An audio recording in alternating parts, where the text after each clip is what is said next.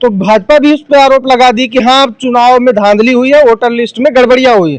तो बिहार में उसी को लेके तो एसआईआर ला रहा है चुनाव आयोग, एसआईआर कर रहा है, पुनर्निरीक्षण करके जो तमाम फर्जी वोट है उसको काट रहा है, हटा रहा है। तब भी आप लोग वहाँ पे विरोध कर रहे हैं कि यहाँ पर हमारे लोगों के वोट काट। जिस तरीके से बिहार में और जो विपक्ष है लगातार लामबंद होकर कह रहा है कि चुनाव आयोग और भारतीय जनता पार्टी ने वोट चुरा कर जो है सत्ता हासिल की है। ये सत्य है, 100% सत्य है कि चुनाव आयोग चोर है। चुनाव के अपने बूथ की वोटर लिस्ट को ठीक करवाने का काम करेगा, वरना बीएलओ मारे जाएंगे।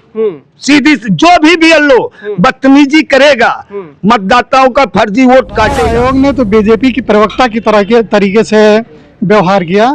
मतलब जिस तरीके से उसको जो सवाल उसके सामने उठाए गए थे उनका जवाब न देके वो बीजेपी पे प्रवक्ता की तरीके से बात करके हमारे अधिकार का हनन होगा तो जरूर कहीं न कहीं उपद्रव होगा ही।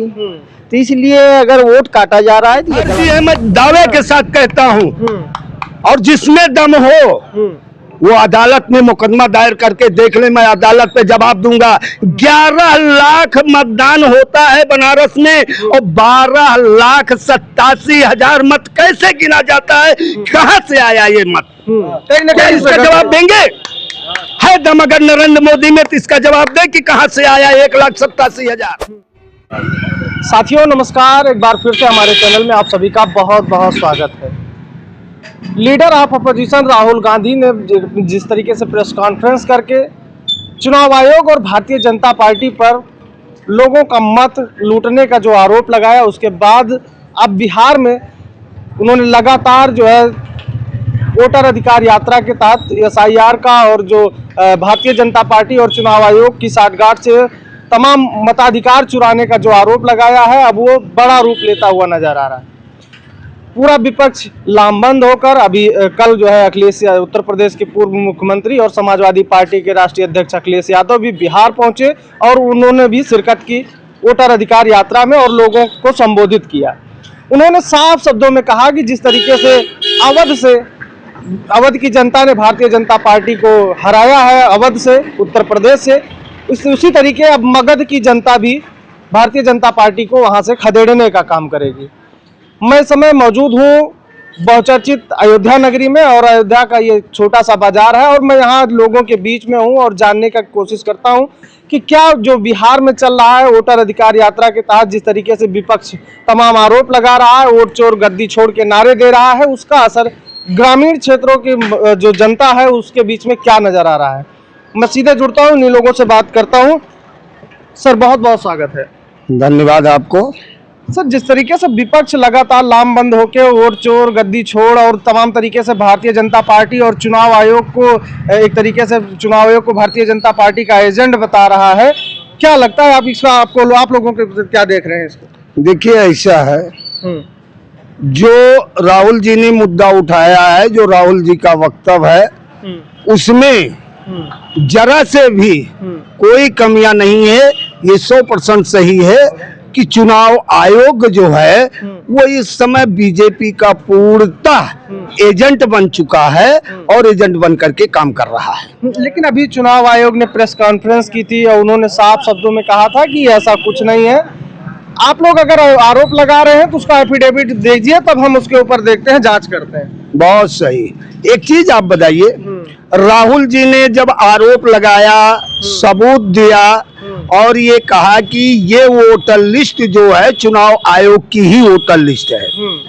नंबर 2, राहुल जी 6 महीने अपने कार्यकर्ताओं के द्वारा वहां जांच करवा करके एक विधानसभा की वोटर लिस्ट प्रस्तुत करते हैं और कहते हैं कि चुनाव आयोग ने चोरी किया है। लेकिन वही अनुराग ठाकुर 24 से 48 घंटे के अंदर 6 लोकसभा का प्रमाण देते हैं, टीवी पर बैठ करके कहते हैं कि 6 लोकसभा में जो है फर्जी मतदान हुआ है, क्या ये लोग इस्तीफा देंगे? और तो क्या चुनाव आयोग इतना बहरा हो चुका है, इतना अंधा हो चुका है, अनुराग ठाकुर से एफिडेविट लेगा? नहीं तो आप लोग आरोप लगा रहे हैं, अब तो भाजपा भी उस पर आरोप लगा दी कि हाँ चुनाव में धांधली हुई है, वोटर लिस्ट में गड़बड़ियां हुई है। गड़बड़िया तो बिहार में उसी को लेके तो एसआईआर ला रहा है चुनाव आयोग, एसआईआर कर रहा है, पुनर्निरीक्षण करके जो तमाम फर्जी वोट है उसको काट रहा है, हटा रहा है। तब भी आप लोग वहाँ पे विरोध कर रहे हैं कि यहाँ पर हमारे लोगों के वोट काट दिए जा रहे हैं। सही है।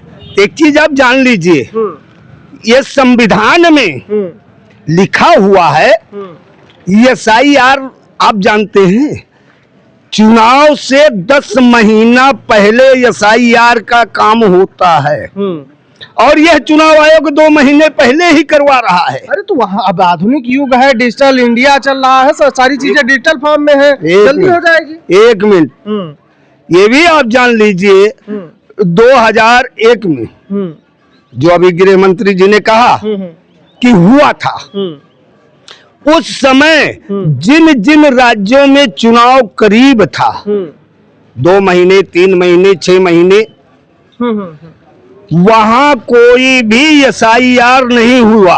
अच्छा। जिन जिन राज्यों में चुनाव दूरी था उन्हीं का हुआ और उनका बाद में हुआ था जहां नजदीक था। क्या वो चुनाव आयोग नहीं था? तो अभी जिस तरीके से आप लोग आरोप लगा रहे हैं, तो जो चुनाव आयोग है वो संवैधानिक संस्था है और किसी के मतलब एक तरह की निष्पक्ष संस्था है। हाँ। और पूरे देश में जो लोकतंत्र है उसको बचाने की जो जिम्मेदारी है उसी के कंधे पे है। हाँ। अब आप लोग इस तरीके से आरोप लगाएंगे तो चुनाव आयोग क्या करेगा? उसको तो अब साफ साफ उसने कह दिया कि ऐसा कुछ ही नहीं है। हाँ, देखिए ऐसा है, पहली चीज तो सबसे बड़ी मुसीबत तो यही है कि जो जिस व्यक्ति के हाथ में संविधान बचाने का जिम्मा दिया गया है वही व्यक्ति आज एजेंट के रूप में काम कर रहा है। चूंकि एक चीज आप बताइए, राहुल जी ने कहा कि आप वो सीडी दे दीजिए, चुनाव आयोग ने कितने बेशर्मी से जवाब दिया।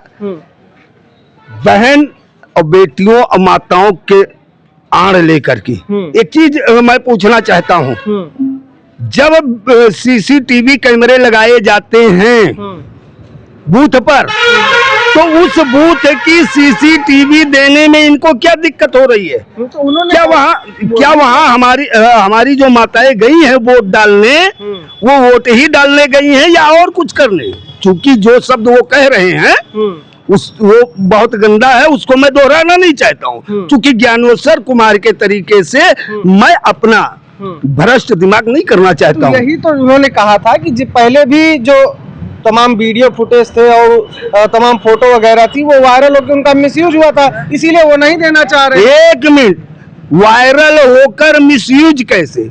अगर वो सही मतदाता हैं तो वायरल हो या कुछ भी हो उससे इनको दिक्कत क्या है? सही मतदाता का वीडियो दिखाने में इनको दिक्कत क्या है? साफ शब्दों में ये कहिए कि फर्जी मतदान हुआ है इसलिए वो वीडियो नहीं दिखाना चाहते हैं। अच्छा, चलिए हम मान लेते हैं कि फर्जी मतदान हुआ, तो क्या लग रहा है कि इसका यूपी की जनता में और अयोध्या की जनता में क्या असर है? एक चीज आप जान लीजिए, आप यूपी की बात कर रहे हैं, अयोध्या की बात कर रहे हैं, तो आप बगल मिल्कीपुर यहीं पर है और उस समय भी आप लोग आए थे, आपकी टीम आई थी जब उपचुनाव हो रहा था। सुल्तानपुर, अंबेडकर नगर, बीकापुर, रुदौली से लोग आ करके जब यहाँ मतदान कर रहे थे, स्वयं एसडीएम महोदय पोलिंगों पर जा करके फर्जी मतदान करवा रहे थे। क्या ये चीज भूल गए? और इसको जनता ने भूला नहीं है। तो विपक्ष ने उस पर कोई एक्शन कहाँ लिया?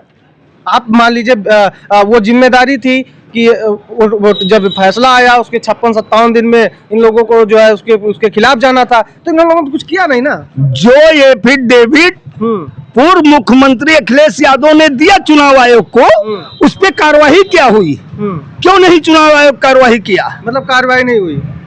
और रही बात, फिर मैं दोहरा दे रहा हूँ, राहुल जी से मांगा जा रहा है एफिडेविट, तो सुन लीजिए, चुनाव आयोग ये एफिडेविट दे दे कि फर्जी मतदाता पकड़े जाने के बाद चुनाव आयोग क्या करेगा। ये अगर राहुल जी का जवाब सही हुआ तो चुनाव आयोग क्या करेगा? चलिए, और उसके लिए छत्तीसगढ़ के पूर्व मुख्यमंत्री भूपेश बघेल ने सामने आकर के कहा भी कि अनुराग ठाकुर से भी ले जी। लीजिए और आप भी दे दीजिए और राहुल जी के तरफ से मैं एफिडेविट देने के लिए तैयार हूं। मतलब जो विपक्ष है वो आर पार के मूड में है। एक चीज आप जान लीजिए, ये वोट चोरी से जो सरकार बनी है, यह लड़ाई अब रुकने वाली नहीं है। अब तो दो दो हाथ होगा।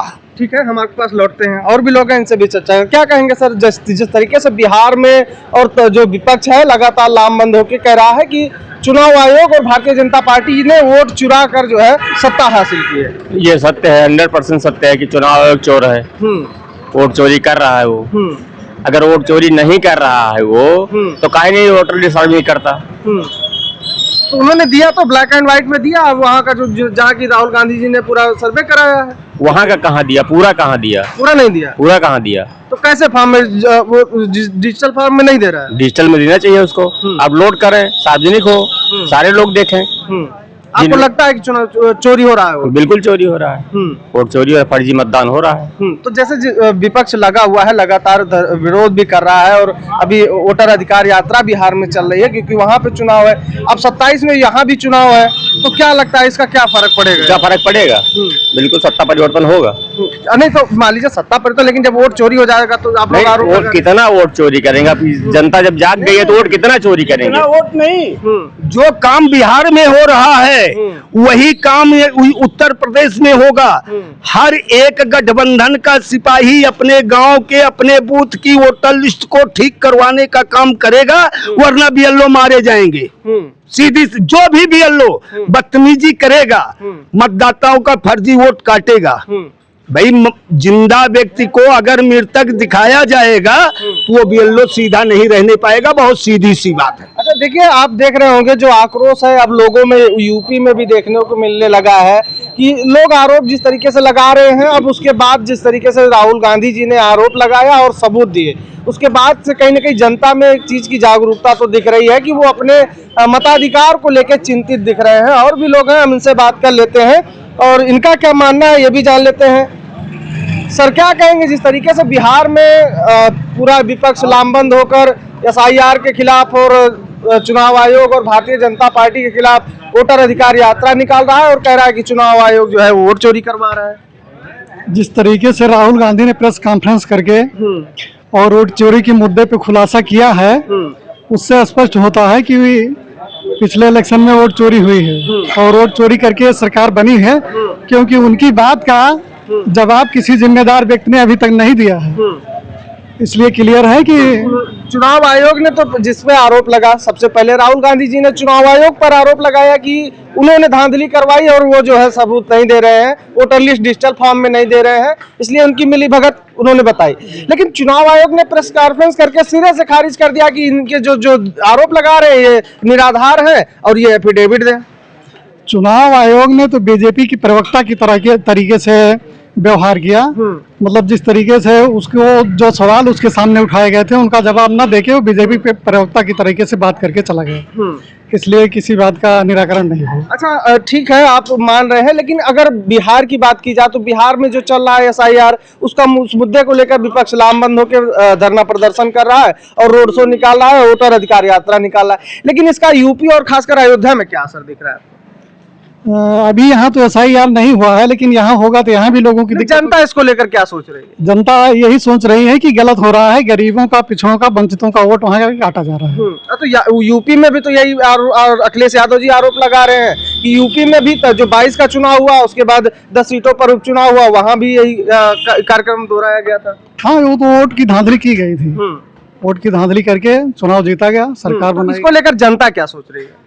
जनता इस बार जागरूक हो रही, सतर्क हो रही है कि अब की बार पोलिंग बूथों पे जो वोट बनाने की प्रक्रिया होगी, हम लोग सजग हो गए, उस पर काम करेंगे कि गलत वोट उसमें ना शामिल होने पाए और लोगों के जो वाजिब वोट हैं वो कटने ना पाए। अच्छा, हम और लोग भी हैं, इनसे भी बात कर लेते हैं। क्या कहेंगे भैया, इसका क्या असर दिख रहा है आपको यहाँ? असर यही दिख रहा है कि अब जनता भी सोच रही है कि कुछ न कुछ गड़बड़ तो हो ही रहा है। भाई कहते हैं कि एक गड़बड़ कहेगा, दो गड़बड़ कहेगा, जब तीन सारे लोग 75% आदमी ये आवाज उठा रहे हैं कि ये ईवीएम गलत है, वोट गलत जगह जा रहा है, तो क्यों नहीं इस पे ध्यान दिया जा रहा है? भाई पुरानी पद्धति पे क्यों वापस नहीं आ रहे हैं? क्या दिक्कत हो रही है? इनको पुरानी पद्धति पे वापस होना चाहिए। लेकिन जी आप कह रहे हैं ईवीएम की बात आप बता रहे हैं, लेकिन ईवीएम का यहाँ सवाल नहीं, यहाँ सवाल वोटर लिस्ट का है। जब आपका नाम रहेगा तभी तो आप ठप्पा भी लगा पाएंगे, वो बटन भी दबा पाएंगे। भाई देखिए, जब हम वोटर लिस्ट में मेरा नाम होगा तभी हम वोट डालने पाएंगे। तो अब ये क्यों काटा जा रहा है, हमारे अधिकार को क्यों छीना जा रहा है, इसको सरकार को ध्यान देना चाहिए। अगर हमारे अधिकार का हनन होगा तो जरूर कहीं न कहीं उपद्रव होगा ही। तो इसलिए अगर वोट काटा जा रहा है तो ये गलत है। अगर ये मानक दिया गया है कि 18 साल के बाद आप वोट डालने के अधिकारी हो गए हैं, तो हमारे अधिकार को छीनना ये गलत बात है।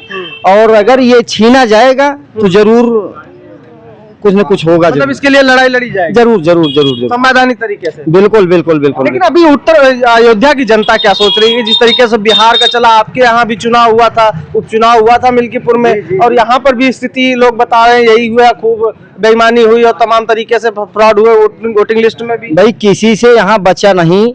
यहाँ मिल्कीपुर का ये नमूना तो लगभग हमारे पूरे जिले को सजग करके गया।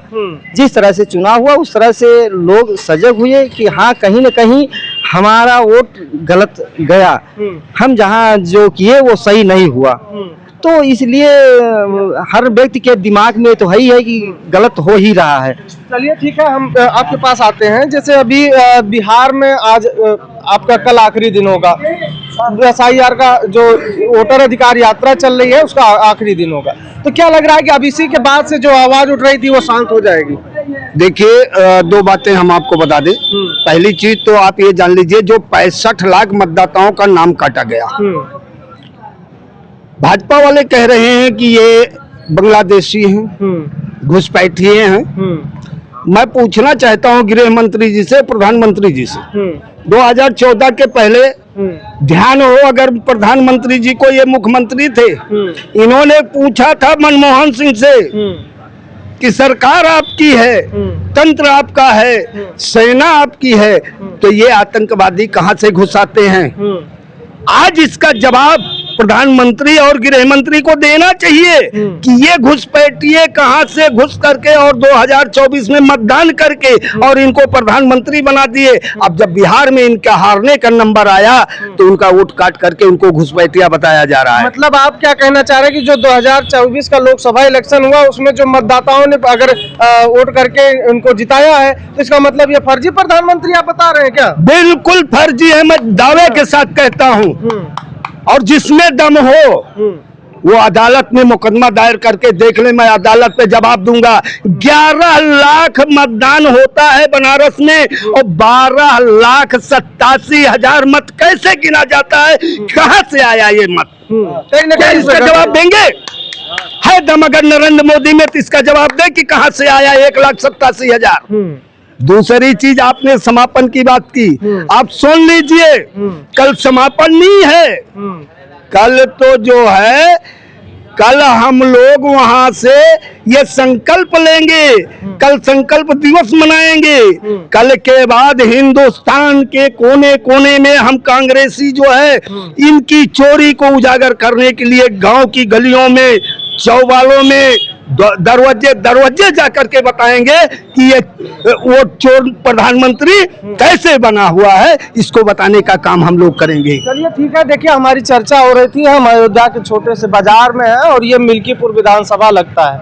यहाँ के लोगों का जो कहना है वो साफ तौर पे कह रहे हैं कि जो बिहार में हो रहा है और जो उत्तर प्रदेश में पहले हो चुका है ये गलत हुआ है और इसको लेकर अब जनता सजग होती नजर आ रही। और जिस तरीके से विपक्ष लामबंद होकर भारतीय जनता पार्टी और चुनाव आयोग को घेरे हुए हैं, इसका भी असर अब जनता के बीच में देखने को मिलने लगा है। पूरी खबर हमने आपको दिखाई, इस पर आपकी क्या राय है हमें जरूर बताएं। आज के लिए इस वीडियो में इतना ही, मिलते हैं अन्य वीडियो में। नमस्कार।